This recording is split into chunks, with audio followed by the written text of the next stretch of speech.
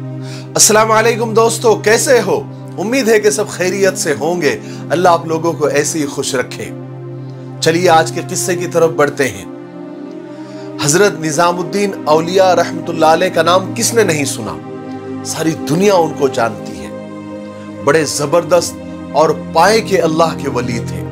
बहुत बड़े बुजुर्ग गुजरे हैं। वो अक्सर एक जुमला कहा करते थे कि हमसे तो अच्छा वो धोबी का बेटा था, हमसे तो खुशनसीब वो धोबी का बेटा था, हमसे तो उतना भी ना हो सका। ये कहते और बेहोश हो जाते।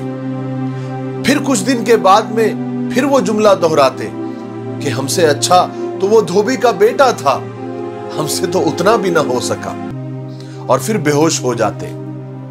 जब मुरीदीन ने यानी मुरीदों ने यह सिलसिला बार बार होते हुए देखा तो उन्होंने एक दिन मौका पाकर हजरत निजामुद्दीन औलिया रहमतुल्लाह अलैह से पूछ ही लिया कि हजरत ये माजरा क्या है, ये किस्सा क्या है? आप बार बार ये कहते हैं कि हमसे अच्छा तो वो धोबी का बेटा था, हमसे तो उतना भी ना हो सका, ये क्या बात है? तो हजरत निजामुद्दीन औलिया रहमतुल्लाह अलैह ने वो वाकया सुनाया। फरमाने लगे, एक धोबी था और धोबी के पास बादशाह के महल से कपड़े धुलने के लिए आया करते थे, और मियां बीवी वो कपड़े धोकर उसको प्रेस करके महल पहुंचा दिया करते थे। उनका एक बेटा भी था। वो जवान हुआ तो वो कपड़े धोने में अपने माँ बाप के, अपने वालिदैन का हाथ बटाने लगा। कपड़ों में चूंकि शहजादी के भी कपड़े थे, शहजादी के कपड़े धोते धोते इस लड़के को शहजादी से बिना देखे इश्क हो गया। वो शहजादी के इश्क में मुब्तला हो गया, और मोहब्बत के और इश्क के इस जज्बे के जाग जाने के बाद उसके कपड़े धोने के तौर तरीके बदल गए।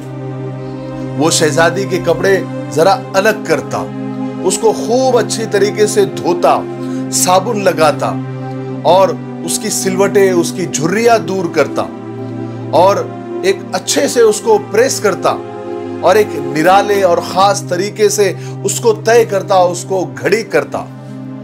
यह सिलसिला बहुत दिनों तक चलता रहा, लेकिन माँ बाप की नजर से कैसे छुप सकता था?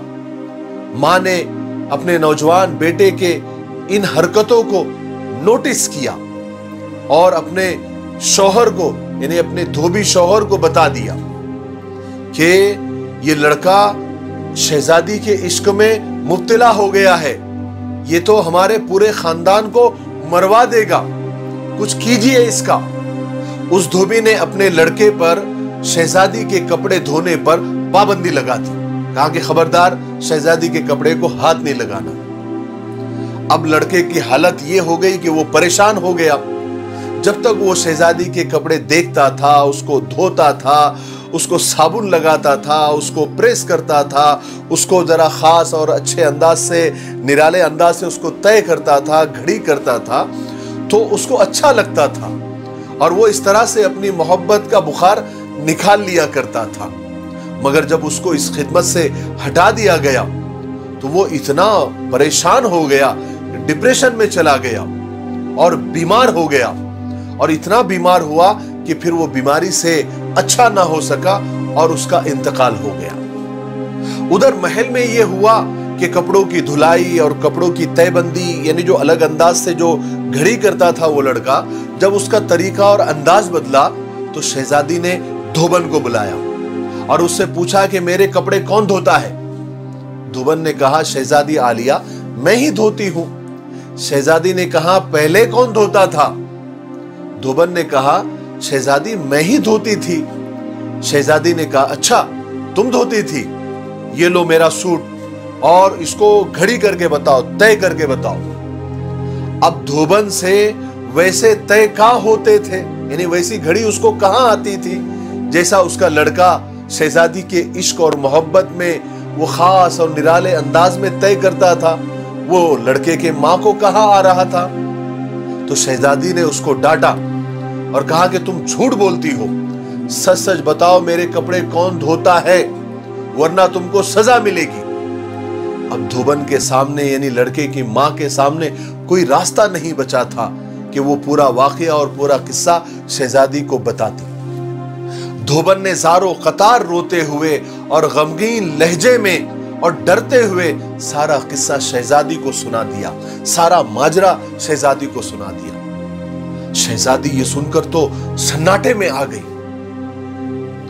उसने सोचा कि क्या ऐसा भी हो सकता है कि कोई मुझे बिना देखे इतनी मोहब्बत कर सकता है, इस हद तक जा सकता है कि अपनी जान दे दे। उसका दिल भर गया। उसने फौरन सवारी तैयार करवाई और शाही बग्गी में बैठकर और उसमें सवार होकर फूलों का टोकरा साथ लेकर वो कब्रिस्तान पहुंच गई और अपने बिना देखे इश्क करने वाले महबूब की कब्र पर वो पहुंच गई और सारे फूल उस कब्र पर चढ़ा दिए।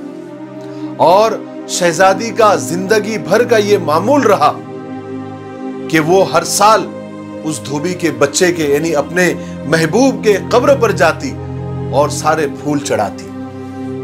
ये किस्सा सुनाने के बाद हजरत निजामुद्दीन औलिया रहमतुल्लाह अलैह ज़ारो क़तार रोने लगे और फरमाने लगे, अगर एक इंसान दूसरे इंसान को बिना देखे इस हद तक मोहब्बत कर सकता है, इश्क कर सकता है, तो भला हम अल्लाह तबारक व तआला से बिन देखे मोहब्बत क्यों नहीं कर सकते? और हम अल्लाह की मोहब्बत में और उसके इश्क में अपने जिंदगी जीने के तरीके और जिंदगी के अंदाज क्यों नहीं बदल सकते? हम नमाज पढ़ने का तरीका और इबादत करने के तरीके में खुशू खुजू क्यों नहीं ला सकते? मगर हम तो बोझ उतारने की नीयत से इबादत करते हैं। अल्लाह हमको माफ फरमाए। अगर एक शहजादी मोहब्बत से घड़ी किए गए कपड़ों से और उसके अंदाज से सामने वाले की मोहब्बत को पहचान सकती है, तो क्या हमारा रब्बे करीम हमारी मोहब्बत में पढ़ी गई नमाज और मोहब्बत में की गई इबादत और पीछा छुड़ाने की नीयत से की गई इबादत को क्या पहचान नहीं सकते? बिल्कुल पहचान सकते हैं। मेरे भाइयों, अल्लाह से मोहब्बत और अल्लाह से इश्क हमारी इबादत से झलकना चाहिए। हम अल्लाह ताला से दुआ करते हैं कि हमें अल्लाह तबारक व तआला अल्लाह से और उसके रसूल से सच्ची मोहब्बत और सच्चा इश्क अता फरमाए और उसी मोहब्बत के वास्ते से हमें जिंदगी को बदलने की भी तौफीक अता फरमाए। मेरे लिए दुआ करते रहें। अस्सलाम वालेकुम।